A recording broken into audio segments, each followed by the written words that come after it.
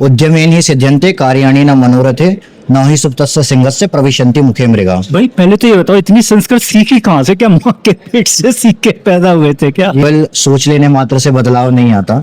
बदलाव तब आता है जब आप उठकर उसके लिए कार्य करते हैं। जैसे सोते हुए सिंह के मुख में अपने आप मृग प्रवेश नहीं करता, उसे उठ के उसका शिकार करना पड़ता है।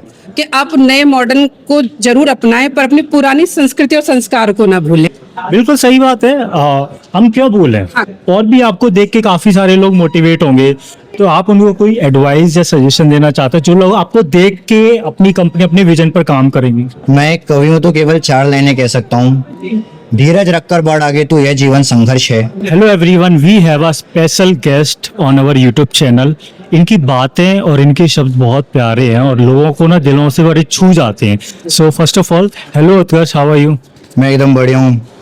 उत्कर्ष, अभी मैं आपसे सुन रहा था आपके जो शब्द से, तो उस पर हम बाद में आएंगे। आप क्या करते हो और हमारा क्या प्रोडक्ट, क्या सर्विस है? मेरा नाम उत्कर्ष है। मैं दिल्ली और गुड़गांव में on demand house help services provide कराता हूँ। मेरे स्टार्टअप का नाम है द हेल्प इट।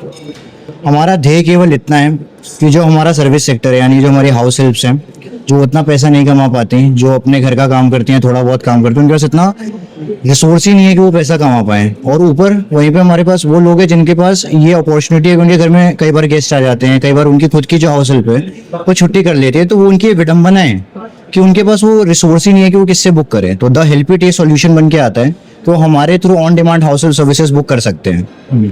तो हाउस में जितनी भी ऑन डिमांड सर्विसेज होती हैं, जैसे मेड्स की हो गई, क्लीनिंग, स्वीपिंग, जो भी चीज़ें आप वो सर्विस देते हैं। बेसिकली मेरे घर में जो मेरे पर्सनल प्रॉब्लम वो मैंने देखी मेड्स की ज़्यादा रहती है कि आजकल ना लोगों को टाइम पे खाना बनाना या बहुत सारी चीज़ें, छोटी छोटी चीज़ें हैं, तो इसमें मुझे जहाँ तक लगता है चैलेंजेस भी काफ़ी आते हैं, क्योंकि ऑपरेशनल कॉस्ट होती है। ये कोई ऐसा नहीं है कि हमने कोई सॉफ्टवेयर बनाया, डिजिटल प्रोडक्ट है, वो सेल कर दिया। आपको रिसोर्स टाइम पे पहुँचाना, सही टाइम पे उसको सर्विस मिलनी चाहिए। तो क्या क्या चैलेंजेस आपको फेस करने पड़ते हैं? सबसे पहले तो भाई हमारा उद्देश्य है परोपकारतम इदम शरीरम, अर्थात परोपकार ही शरीर का मूल उद्देश्य है। तो इसी भावना के साथ जब हम स्टार्टअप को बनाते हैं, तो मैं जब अपनी हाउस हेल्प दीदियों से, काम वाली दीदियों से मिलता हूँ ग्राउंड पे जाकर के, मेरी मम्मी वो मेरी चीफ ऑपरेशनल ऑफिसर हैं, वो जब उनसे बात करते हैं तो पता चलता है कि जो बहुत सारी दीदियां हैं ना, वो सिंगल मदर्स हैं या तो विडोज हैं, जिनके घर में बच्चे हैं, जिनका भविष्य इस बात पर निर्भर करता है कि वो कितना पैसा कमा पा रही हैं। तो जब इन भावनाओं से होते हैं तो हम सारी पॉसिबिलिटीज और सारी जो दिक्कतें हैं उनको अच्छे से विथस्टैंड कर पाते हैं। हाँ, वेरिफिकेशन एक बड़ा प्रॉब्लम है, तो उसके लिए हम डॉक्यूमेंट वेरिफिकेशन करते हैं, ऑन ग्राउंड वेरिफिकेशन करते हैं, उनको रजिस्टर करते हैं ताकि यूजर के पास एकदम सेफली वो चीजें पहुंच रही हों। मेरी वो बहनें भी हैं जो कॉर्पोरेट में पूरे दिन काम करके आती हैं, घर पे हाउस हेल्प नहीं है तो वो परेशान हो जाती हैं, तो वो भी मेरी यूजर हैं जिनको मेरे को सर्व करना है, उनकी भी सेवा करनी है। तो इन दोनों के बीच में द हेल्प इट एक ब्रिज बन के खड़ा रहता है। मेन प्रॉब्लम ये है कि बस यूजरों को भी द हेल्प इट के बारे में उतना पता नहीं, तो मेन प्रॉब्लम ये कि उनको इनके बारे में बताना है। सो अवेयरनेस बहुत ज़्यादा जरूरी है। और अभी जो इनकी एक बार जो आपने लाइन बोली थी जो संस्कृत में, एक बार क्या आप उसको रिपीट करोगे? हमारी कंपनी का मूल उद्देश्य है परोपकारतम इदम शरीरम, अर्थात परोपकार ही बॉडी का, मतलब हमारे शरीर का मेन ध्येय जो है वो परोपकार करना है। मैं ये लाइन नहीं बोल सकता, मेरे जवान लड़खड़ा जाएगी पर भाई हमारा बहुत एक्सपर्ट है और आप बहुत अच्छा काम करते हैं। जिस शालीनता से, जिस ह्यूमैनिटी के साथ में ये अपना और अपने साथ में जो इनके लेडीज हैं उनको अपने ये माँ और सिस्टर की तरह ट्रीट करते हैं, बहुत बढ़िया। एक अंदर से वो पता चलता है कि हमारे अंदर कितनी ह्यूमैनिटी है। हम उसको अपने एज अ वेंडर नहीं समझते। कुछ कंपनी मैंने देखी है कि वो उनको लेकर आते हैं वेंडर से ऑन बोर्ड की, तो उनको अपने पार्टनर की तरह ट्रीट करते हैं, but you are treating them like a family member. That's the very good part. That's why कि जो ऑन डिमांड सर्विस है, यहाँ पे पता चलता है कि हम अपने लोगों का, जो हमारे मेन कस्टमर और जो सर्विस ले रहे हैं, उनका कितना ध्यान रखते हैं। So that's a very good job. इसमें आपका क्या विजन है नेक्स्ट 5 years का, और क्या क्या इसमें आपको और ज़्यादा आगे काम करना पड़ेगा? देखिए भाई, सबसे बड़े ना संस्कृत में एक श्लोक है, उद्यमेन ही सिद्ध्यन्ते कार्याणि न मनोरथे न ही सुप्तस्य सिंहस्य प्रविशन्ति मुखे मृगा। भाई पहले तो ये बताओ, इतनी संस्कृत सीखी कहाँ से? क्या माँ के पेट से सीख के पैदा हुए थे क्या? ये मेरे पिताजी और माताजी ने जो मुझे सिखाई है संस्कृत, क्योंकि हमारे घर में वो कल्चर का वो है। मेरे पिताजी खुद एस्ट्रोलॉजर हैं, तो उनका संस्कृत का ज्ञान प्रॉपर प्रगाढ़ ज्ञान है उनके पास। मेरी माता का जो परवरिश है वो संस्कृत में प्रॉपर हमारे साथ वो आता रहा। और बहुत जरूरी भी है कि जब हम बड़ा वृक्ष बनना चाहते हैं तो हमें अपनी जड़ें सशक्त रखनी पड़ती हैं। तो बस जड़ों से जुड़ के, उन वैल्यूज से जुड़ के, जो सनातन संस्कार की वैल्यूज है उनसे जुड़ के हम ये कार्य करना चाहते हैं। आपने अभी मैं आपको बीच में टोक रहा हूँ, जैसे आप एस्ट्रोलॉजी में आप बता रहे हैं, मुझे ना आपको देख के 1% भी ऐसा नहीं लगता कि इतना ज्यादा स्मार्ट, हैंडसम, गोरा चिट्टा लड़का संस्कृत में बात करेगा। मतलब लड़कियां देख के बोले इतना स्मार्ट लड़का संस्कृत में बात करेगा।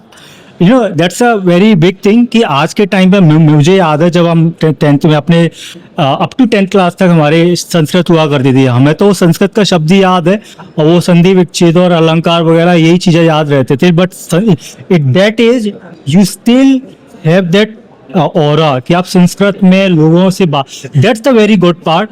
सो कमिंग टू द पॉइंट, जो क्वेश्चन था हम उस पे आते हैं। हाँ, तो आपका ये क्वेश्चन था कि अभी मैं 5 साल में अपने आप को कहाँ देखता हूँ, तो उसमें मैंने श्लोक कहा था। श्लोक का अर्थ केवल इतना सा है कि केवल सोच लेने मात्र से बदलाव नहीं आता। बदलाव तब आता है जब आप उठकर उसके लिए कार्य करते हैं। जैसे सोते हुए सिंह के मुख में अपने आप मृग प्रवेश नहीं करता, उसे उठ के उसका शिकार करना पड़ता है।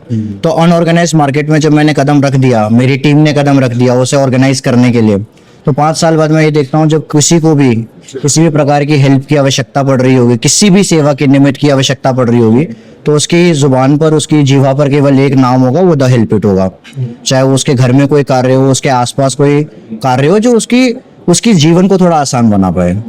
The help fit, the help it, the help it, okay.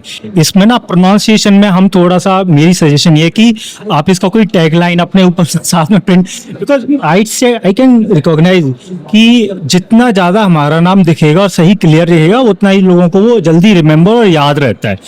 क्योंकि मुझे को प्रॉब्लम क्या होती है, मैं सुनता कुछ हूँ और बोलता कुछ हूँ, तो दैट्स माय प्रॉब्लम। इसीलिए मैं 3 बार पूछता हूँ चीज़ों को। तो आप बहुत बढ़िया काम कर रहे हैं।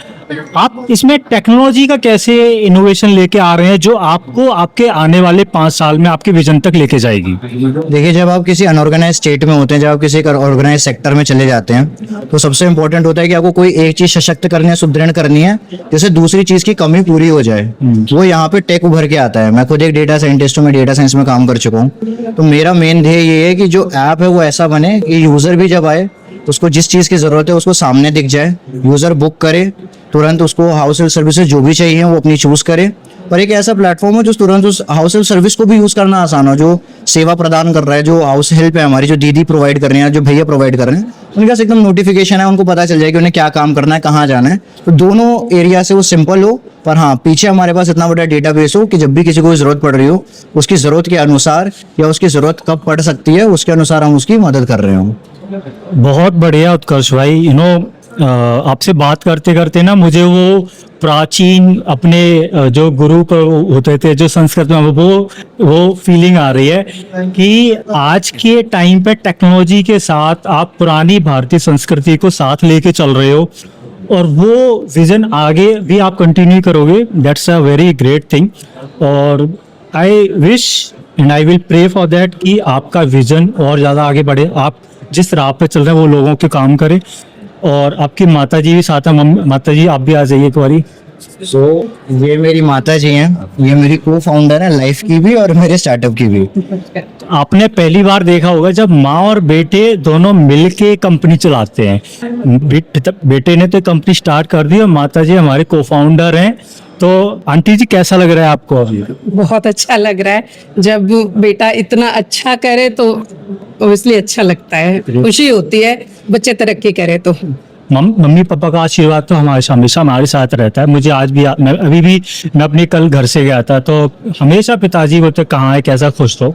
तो एज अ पेरेंट्स हमारी यही होती है कि हमारे बच्चे जहाँ भी रहें अच्छा करें, तो आशीर्वाद। और आपके साथ तो हमेशा माँ एज आपके वॉल बन के आपके साथ चलते हैं, तो भगवान आपके साथ है। तो कांग्रेचुलेशन। बोल रहे थे इसलिए मैं आपको एक चीज बोलना चाह रही थी, आप उत्कर्ष को बता रहे थे। तो मेरी भी आजकल की ना एक युवा जनरेशन से थोड़ी सी वो है कि अनुरोध कह सकती हूँ कि जब हम इंग्लिश की 4 लाइन बोलने को गर्व महसूस करते हैं, तो मैं आज अपने बच्चे या किसी भी युवा पीढ़ी से ये कहती हूँ कि आप नए मॉडर्न को जरूर अपनाएं पर अपनी पुरानी संस्कृति और संस्कार को ना भूलें। बस यही कहती हूँ, ये युवा पीढ़ी के कंधों पे बहुत बड़ा भार है बिल्कुल सही बात है।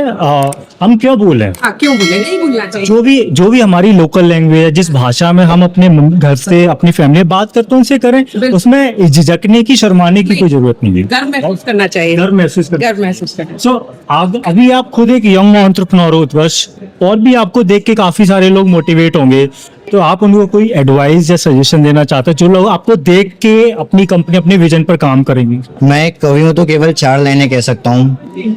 धीरज रखकर बढ़ आगे तू, यह जीवन संघर्ष है। धीरज रखकर बढ़ आगे तू, यह जीवन संघर्ष है। मिली सफलता जीवन में उसको जिसने माना ये सहर्ष है। हार मानकर बैठ जाना ये महादुष्कर्म है। नदी वेग से चले निरंतर, यही हमारा धर्म है। क्या बात है। ये लाइन ना मैं भाई से लिखवा लूंगा और अपने चैनल के डिस्क्रिप्शन में डालूंगा। मैं 10 बार भी रट लूंगा, मुझे याद नहीं होने वाली। So nice to meet you, thank you Utkarsh.